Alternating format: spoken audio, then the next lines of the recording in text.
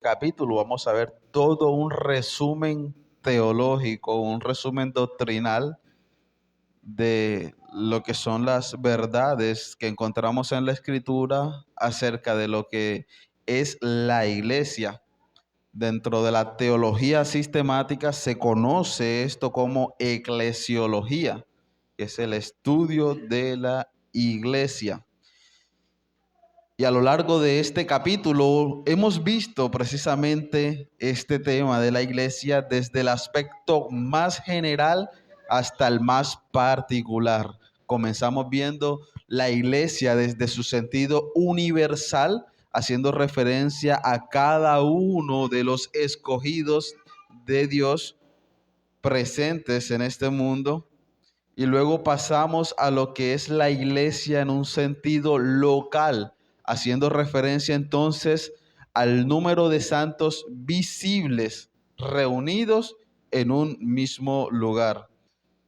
Luego pasamos a ver específicamente de una forma detallada lo que es la iglesia local.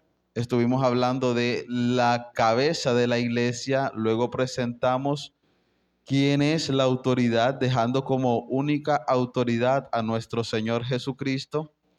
Luego comenzamos a describir quién es de alguna forma entonces el que encamina, dirige todo lo que tiene que ver con la ordenanza, el gobierno, el servicio de la iglesia.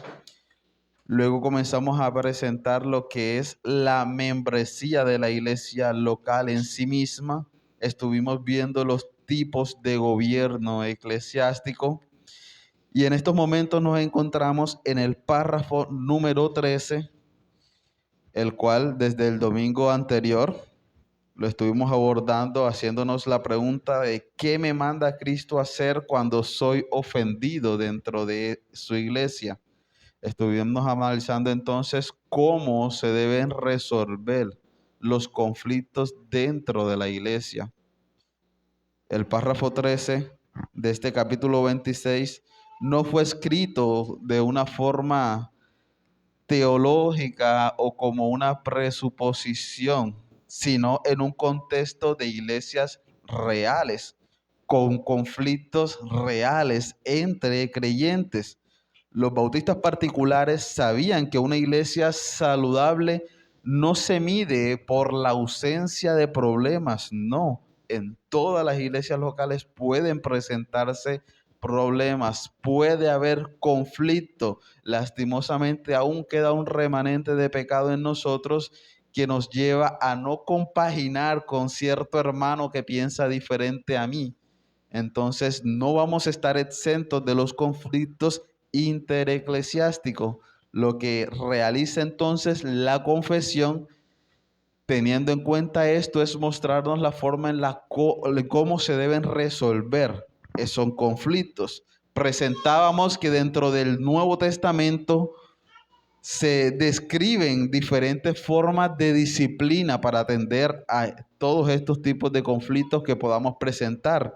En primer lugar, señalábamos lo que tenía que ver con las ofensas personales. Utilizamos como base, recuerda el texto de Mateo capítulo 18, versículo 15, que nos presenta entonces a nuestro Señor Jesucristo, dándonos esa maravillosa descripción de lo que debemos hacer cuando tu hermano peca contra ti, no contra otro, no contra un grupo, sino hace una ofensa de forma personal, directa contra ti. Pero encontramos también otro tipo de disciplina y es cuando se anda en una vida desordenada, como lo expresó el apóstol Pablo en su carta a los tesalonicenses, donde ruega que como hermanos amonestéis a los ociosos. No habla ya de forma directa a una persona, sino a un grupo como tal que está viviendo de forma desordenada.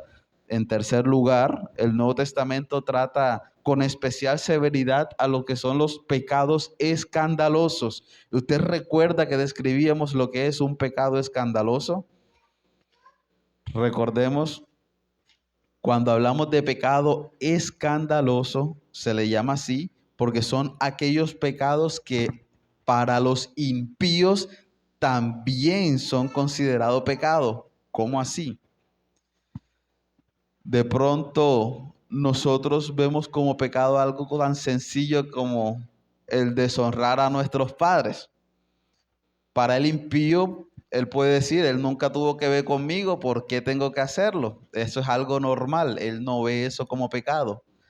Ahora, pero si usted le pregunta al impío si es malo matar a alguien, él le va a decir, sí, es un asesino, tiene que pagar. Entonces, ese pecado lo catalogamos como tipo escandaloso porque aún ellos que no tienen conocimiento bíblico lo reconocen como malo. Ese es entonces el pecado escandaloso. Pablo, hablándole a los corintios, le dice, a fin de que el espíritu sea salvo en el día del Señor Jesús, hace una acción decisiva contra esto, y es que sean tenidos por gentiles y publicanos, todos aquellos que cometen este tipo de pecado. Pero también vemos otro tipo, y es en cuarto lugar, se abordó lo que es el pecado que causa división dentro de la iglesia. Tito capítulo 3, versículo 10 y al 11 dice, al hombre que cause divisiones después de una y otra amonestación, deséchalo. Y finalmente el quinto que vimos, encontramos el caso de la herejía pública. Pablo menciona a Himeneo y Alejandro específicamente dentro de un ejemplo, quienes fueron entregados a Satanás para que aprendieran a no blasfemar. Vimos entonces estos tipos de disciplina que encontramos en el Nuevo Testamento y abarcamos este párrafo 13 en dos puntos que estuvimos analizando. Presentamos primero lo que como miembro no debo hacer cuando he sido ofendido y el segundo lo que como miembro sí debo hacer cuando he sido ofendido. En la clase anterior logramos abarcar todo lo que es el primer punto. Estuvimos hablando de lo que como miembro no debo hacer cuando he sido ofendido. Y presentábamos que lo primero es que no debo perturbar el orden de la iglesia. El hecho de que algún hermano peque en contra mía, eso no debe perturbar ahora el orden de la iglesia. No es que el domingo se la monto allá y no importa que no cumplamos con el día del Señor, pero no se queda así, no. El segundo punto que estuvimos viendo, lo que no debo hacer es que no debo faltar a las reuniones de la iglesia. La solución tampoco era, este domingo no voy porque me voy a encontrar con él. No debo perturbar el orden de la iglesia, pero tampoco debo faltar a las reuniones de la iglesia. Y lo tercero que vimos es que no debo abstenerme de participar de las ordenanzas.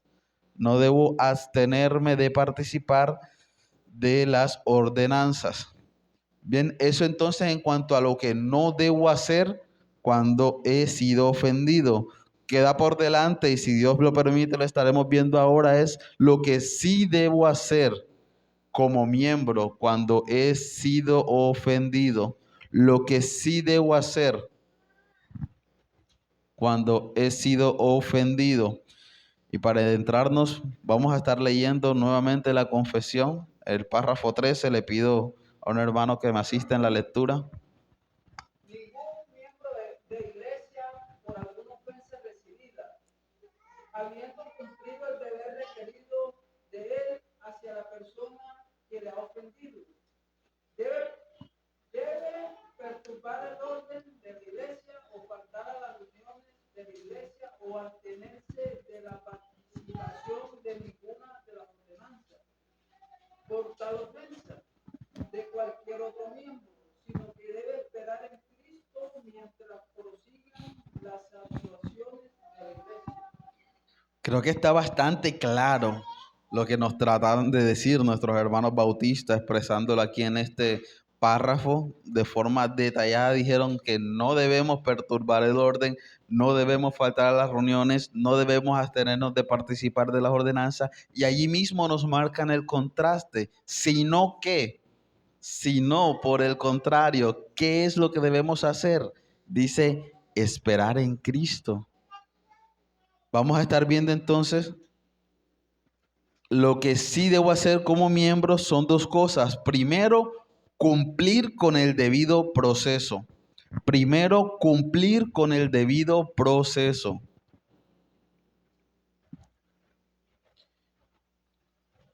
La confesión nos conduce ahora a el camino positivo, al proceso que realmente honra a Cristo y preserva la paz de su iglesia. El primer deber del miembro ofendido es cumplir fielmente el debido proceso, es decir, someterse al orden que el mismo Señor Jesucristo estableció para tratar lo que es las ofensas entre hermanos. ¿Qué tratamos de decir con esto? Encontramos en el Nuevo Testamento un modelo de disciplina. Los estuvimos viendo en la clase anterior. Específicamente, Mateo capítulo 18, el versículo 15, establece un orden que yo debo seguir cuando un hermano peca contra mí. Lo primero, acercarme personalmente a él, pedirle que se arrepienta. Si no atiende, buscar uno o dos testigos. Si no atiende, presentarlo a la iglesia. Si no atiende tampoco, se tiene por gentil y publicano, se desecha. Pero ese precisamente es el orden o el proceso disciplinario que se debe seguir. El llamado entonces que nos hace la Escritura es que por ningún motivo nos debemos saltar ese orden. Específicamente, tratamos de presentar entonces es que no importa la ofensa, ni mucho menos el que te está ofendiendo, por el hecho de ser un hermano tuyo, pertenecer, estar dentro de tu iglesia local, tiene derecho a este debido proceso. Es decir, que jamás yo puedo catalogar como esto como una ofensa grave que no amerita que yo hable con él, sino que de una se lo entrego a la iglesia. No. Todos tenemos derecho al debido proceso. Todos debemos cumplir con este proceso porque recuerde que en todo momento el propósito siempre va a ser ganar al hermano.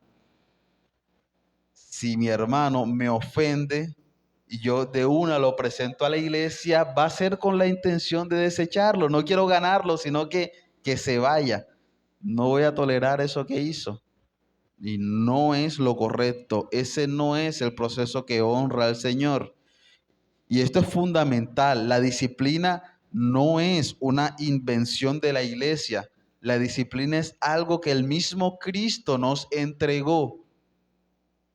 Por tanto, ignorarla, alterarla o incluso reemplazarla por un método disciplinado creado por el hombre es una necedad.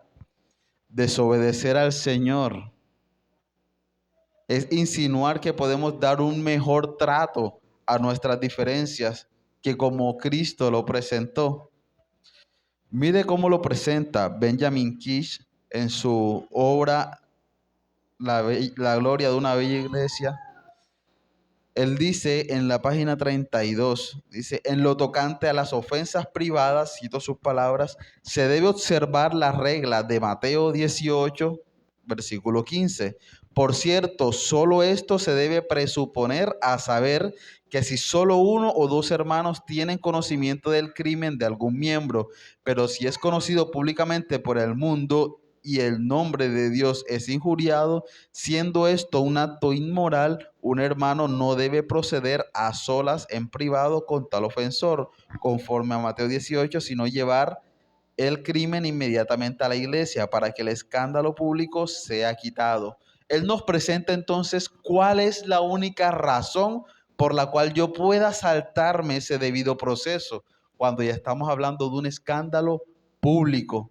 Cuando la ofensa entonces no fue contra mí, sino que ya es algo que ofende a la iglesia o que ofende al Señor. Pero en este caso, recuerde que estamos hablando de la ofensa personal, es la ofensa contra mí. Y mientras sea una ofensa así de tipo particular, debo seguir el debido proceso. Cristo es bastante claro. Por tanto, si tu hermano peca contra ti, ve y repréndele estando tú y él solos. Y note el propósito. si te oyere, has ganado a tu hermano. El propósito siempre va a ser esto, no todos tienen que enterarse. Si el hermano te oyere y se arrepiente de ese pecado, lo has ganado. Observe cómo comienza entonces este proceso en privado. El primer paso no es exponer ni denunciar públicamente, ni buscar un apoyo en otros. El primer paso es ir personalmente al hermano que ha ofendido. Y este mandato presupone varias verdades profundas, como por ejemplo que el creyente ofendido no es pasivo. Y esto realmente es lo que nos da duro o el día de hoy, que Cristo te está diciendo, tu hermano pecó contra ti, ve tú y repréndele. Te muestra entonces en una actitud activa, tú ve y repréndele, no espera ahí, él fue el que ofendió, que él venga y me pida perdón. No, tú tienes una responsabilidad. Sabes que el hermano te ofendió, el hermano está en un pecado. Y como hermano siempre debes velar por las almas de nuestros hermanos. Entonces ve y repréndele en privado con el propósito de ganarlo. Pero también vemos otra verdad y es que el objetivo no es una discusión, siempre va a ser ganar al hermano. El objetivo no es demostrar que tú tienes la razón, el objetivo es ganar al hermano. Y también observamos que el amor bíblico no va a evitar nunca la confrontación, sino que la ejerce con mansedumbre y verdad.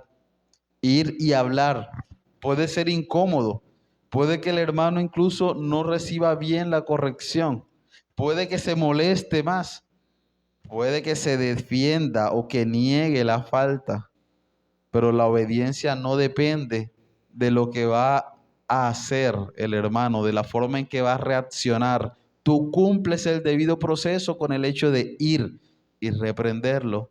El resultado lo dará el Señor. El propósito siempre va a ser ganar al hermano, pero no está en ti. Ya tú hiciste lo que debías hacer. El resultado lo dará el Señor. Si es un verdadero creyente, se arrepentirá. Si no, el Señor se encargará de él. Pero tú, en este caso, se te habla de una forma activa y particular. Tú tienes que hacer esto. Cumplir con Mateo 18 no es opcional. No hacerlo ya es un pecado adicional. Ahora, si no hay arrepentimiento, cumpliste con el propósito, hablaste con el hermano en privado, lo llamaste al arrepentimiento, pero este no te escuchó, jamás lo tomó como pecado y va a seguir cometiendo esa falta, ¿qué debo hacer? No es en este momento la opción ampliar el círculo y que todos se enteren de lo que hiciste. No, eso es chisme. Jesús te dice cuál es el paso a seguir. Si no te oyere, toma aún contigo a uno o dos, para que en boca de dos o tres testigos conste toda palabra. Este segundo paso no te autoriza la divulgación indiscriminada del conflicto. No se te está diciendo que ya lo cuentes a todo el mundo y que quede este hermano públicamente al descubierto. No. Si en privado no se resolvió, ahora debes buscar a uno o dos testigos. Ahora, esto no se trata de formar bandos. ¿Cuál es el objetivo de buscar uno o dos testigos? No es para que te den la razón a ti, no es para que estén contigo, no, sino de confirmar los hechos y llamar nuevamente al arrepentimiento al hermano. Cuando hay una disputa entre dos, de pronto usted se siente ofendido por algo que reconoce como pecado, pero al presentarle a él su queja, él dice, eso para mí no es pecado, no he hecho nada malo.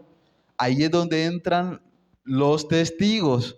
No es para darle la razón a uno u otro, sino para que ellos también entonces al analizar los hechos puedan decir, sí, hay pecado aquí. O puedan decir, la verdad es que no, tú estás exagerando. El objetivo entonces no es formar grupos, no es formar bandos, ni ampliar el conflicto, sino que escuchamos una tercera opinión para saber si hay o no la ofensa que así se describe. Aquí vemos la sabiduría del Señor al proteger al ofendido de ser ignorado, pero también protege al ofensor de una acusación injusta, ya que puede presentarse el caso de que usted se sienta ofendido, pero realmente sea injusta esa acusación. Tal vez usted es el exagerado y nada más por el hermano lo miró y usted lo tomó como feo. Pero también vamos a encontrar que con este paso se protege a la iglesia de lo que es un juicio apresurado. Este paso está incluido ya que si realmente la ofensa no es algo escandaloso, es algo que se pueda tratar, no tengo que convocar la membresía para presentarles que el hermano no me saludó. El proceso sigue siendo entonces controlado y el objetivo sigue siendo el mismo, restaurador. Ahora, si nada de esto funciona, solo entonces la iglesia como último recurso entra en este proceso. Cristo añade, si no los oyere a ellos, dilo a la iglesia, y si no oyere a la iglesia, tenle por gentil y publicano. La iglesia entonces entra en escena solo cuando los dos pasos anteriores han sido ignorados. Esto nos enseña que la disciplina pública no es el primer recurso, sino el último. Cuando la iglesia actúa, lo hace con autoridad delegada por Cristo.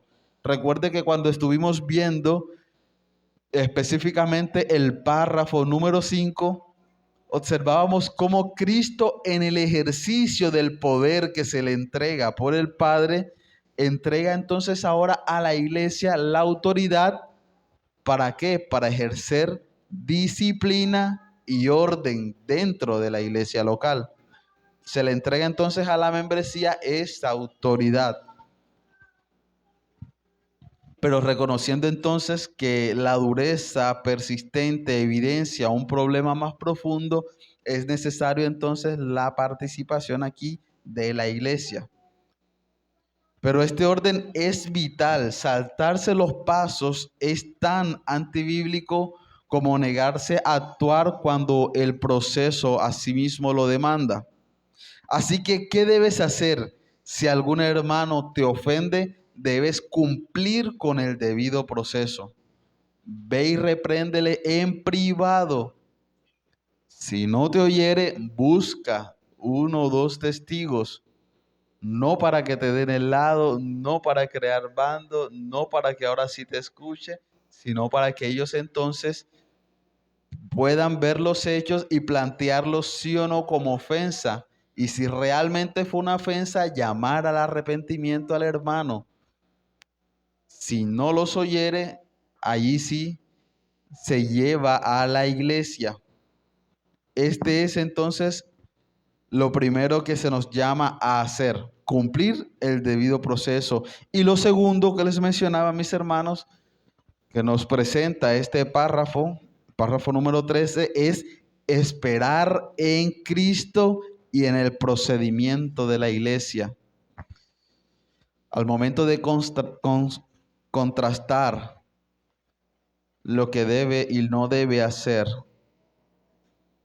se nos presenta que somos llamados a esperar, sino que debe esperar en Cristo mientras prosigan las actuaciones de la iglesia. El párrafo 3 entonces no solo regula las acciones externas de los miembros ofendidos, sino que llega al terreno más difícil de todos y es el corazón. Muchas veces lo más difícil para nosotros como hombres es esperar. Después de cumplir con el debido proceso, la confesión añade una exhortación profunda. Espera en Cristo. Y este es sin duda el punto donde muchos tropezamos. No tanto por hablar en privado, ni siquiera por ir y buscar 2 testigos, no tanto por presentarlos a la iglesia, sino que ahora nos toca esperar que al hermano se someta a la disciplina, se arrepienta, porque muchas veces nuestro corazón quiere resolver todo enseguida.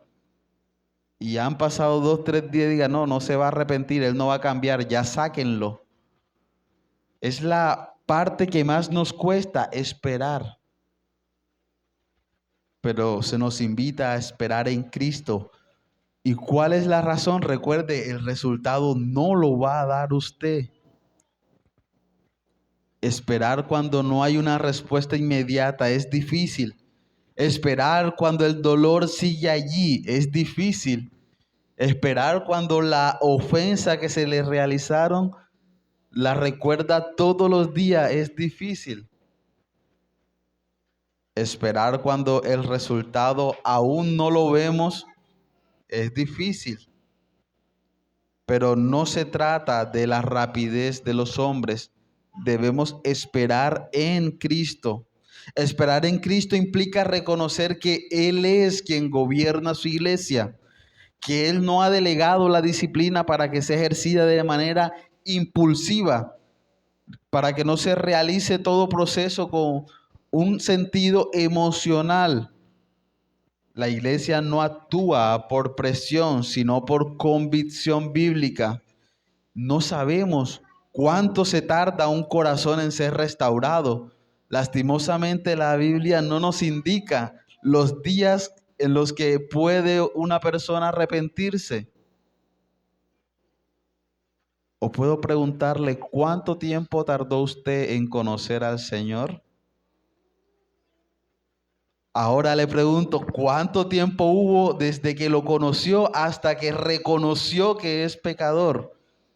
Porque pudo escuchar de él miles de ocasiones, pero ¿cuánto tiempo tardó en reconocer que usted es un pecador delante de la santidad de ese Dios? Ahora, ¿cuánto tiempo pasa día a día en reconocer que sigue cometiendo pecado y que aún así Dios sigue perdonándolo? Entonces, ¿por qué? ¿Por qué debemos clasificar un tiempo, darle un tiempo al hermano? Tienes una semana para arrepentirte. No, mi hermano, el resultado que estás buscando no es ganarlo, lo estás presionando. Espera en Cristo. Muchos se impacientan porque consideran que la iglesia no actuó como ellos esperaban, no actuó tan rápido o no actuó como ellos habrían decidido. Pero esta impaciencia revela algo más profundo, una lucha con la sujeción al señorío de Cristo, una lucha con la soberanía de Dios. Cristo ha entregado a su iglesia las llaves del reino y con ella la autoridad para atar y desatar conforme a su palabra. Esto rechazar el tiempo entonces, el orden o las decisiones bíblicamente tomadas por la iglesia no es simplemente un desacuerdo administrativo. Tú vas a dar cuenta en el cielo de lo que hagas aquí en la tierra. Ahora, si desechas con prontitud a alguien que probablemente sí era un escogido, pero no le diste el tiempo para reconocer su pecado y arrepentirse, lo privaste de una iglesia local, lo privaste de la escritura. La espera es una expresión también de fe y de humildad, y es así como debemos verlo. Esperar en Cristo no es cruzarse de brazos ni negar el dolor, es confiar activamente en que el Señor obrará en su tiempo, y cumplirá el propósito que, recuerde, siempre debemos tener, y es ganar al hermano. Es creer que Él ama la santidad de su iglesia y que su justicia no llega tarde, ni mucho menos falla. El creyente que espera en Cristo no presiona indebidamente a la iglesia, no desacredita el proceso. El creyente que espera no actúa como un juez paralelo, no se convierte en fiscal ni en ejecutor. Más bien descansa en que Cristo ve, Cristo sabe, Cristo gobierna y Cristo escogerá el mejor resultado. Humillaos pues bajo la poderosa mano de Dios, para que Él os exalte cuando fuere tiempo. Primera de Pedro 5:6. Es esto lo que debe permanecer en nosotros, esa paciencia, porque debemos reconocer algo, y es que la impaciencia suele producir desorden. La confesión es realista. Muchos no están dispuestos a esperar. Muchos no están dispuestos a aceptar el orden que la iglesia establece. ¿Qué ocurre entonces? Se rompe lo que es la paz, se pierde la comunión, se desacredita la autoridad eclesiástica y se siembra confusión entre los hermanos. La falta de espera suele manifestarse en la perturbación del orden de la iglesia, creando incluso bandos. Se presentan los que están con el ofendido y los que están con el ofensor. Eso perturba a la iglesia. Y todo por no esperar. Incluso la impaciencia puede llevarnos al abandono de la congregación. Presionas tanto a la iglesia o esperas un resultado tan rápido que a través de la historia hemos tenido casos en los que hermanos dicen, o se va él o me voy yo. Se abandona la congregación. Pero también puede suspenderse la participación de las ordenanzas y presentarse como víctima permanente sin sujeción al proceso. Nada de esto, mi hermano, glorifica a Cristo. Nada de esto edifica a la iglesia. Vamos a encontrar entonces que nada de esto hace parte de ese orden que Cristo nos mandó a que tuviésemos dentro de la iglesia local.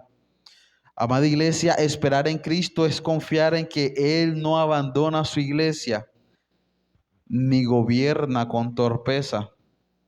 Es someter el dolor personal al bien mayor del cuerpo. Es decir, con fe, Señor, tú reinas, yo descanso en tu justicia. El creyente que ha sido ofendido, que ha cumplido con el debido proceso y que espera en Cristo, honra al Señor, protege la paz de la iglesia y demuestra que realmente cree que Cristo es la cabeza de su cuerpo. Y este debe ser el propósito, mi hermano. Cuando somos ofendidos, el resultado no es que el hermano me pida perdón, que haga valer mi respeto. El resultado siempre que debo procurar es proteger la iglesia, que esa disputa que estoy teniendo no afecte el orden de la iglesia y sobre todo que pueda ganar al hermano. La disciplina eclesiástica, mi hermano, entonces no es un castigo. La disciplina eclesiástica es una expresión del amor de Cristo por su iglesia, el mismo amor que debemos tener nosotros por nuestros hermanos. El párrafo que hemos considerado entonces nos recuerda que aun cuando somos ofendidos, Cristo nos llama a caminar en orden, humildad y en fe, no guiados por la reacción del momento, por el impulso emocional, sino por la obediencia de su palabra. El miembro ofendido no perturba la paz, no abandona la congregación, ni se separa de lo que son las ordenanzas, sino que confía en el gobierno de Cristo, cumple el debido proceso y espera en Él. Esto no minimiza el dolor, pero sí magnifica la gloria de Cristo. Eso no va a minimizar la ofensa, pero sí va a magnificar la autoridad del Señor. Eso no va a maximizar su respeto, pero sí va a minimizar el desorden de la iglesia, la perturbación que ésta pueda tener. Cuando la iglesia camina así, demuestra que no se pertenece a sí misma, sino que es guiada por la cabeza, por el Señor. Y cuando los miembros responden así, confiesan con su conducta que Cristo es digno de confianza, incluso en medio de los conflictos. Esto es entonces, mis hermanos, lo que sí debemos hacer cuando hemos sido ofendidos: cumplir con el debido proceso y esperar en Cristo, en que ese proceso se dé y que el resultado siempre sea ganar al hermano y proteger la iglesia. Bien, mis hermanos, terminamos con esto entonces el párrafo número 13. Si tiene alguna pregunta, mi hermano, alguna inquietud con respecto al tema, puede realizarlo en este momento. Bien, no hay preguntas. Damos gracias al Señor entonces por este espacio de escuela. Si así lo permite, el próximo domingo, recuerde que no vamos a tener escuela ya que es cena, entonces en 15 días estaremos abordando el párrafo número 14. Bien, tengamos un espacio de receso, unos 20 minutos para que pueda compartir con su hermano, salúdelo y esté atento al llamado para continuar con el culto de adoración. Bien.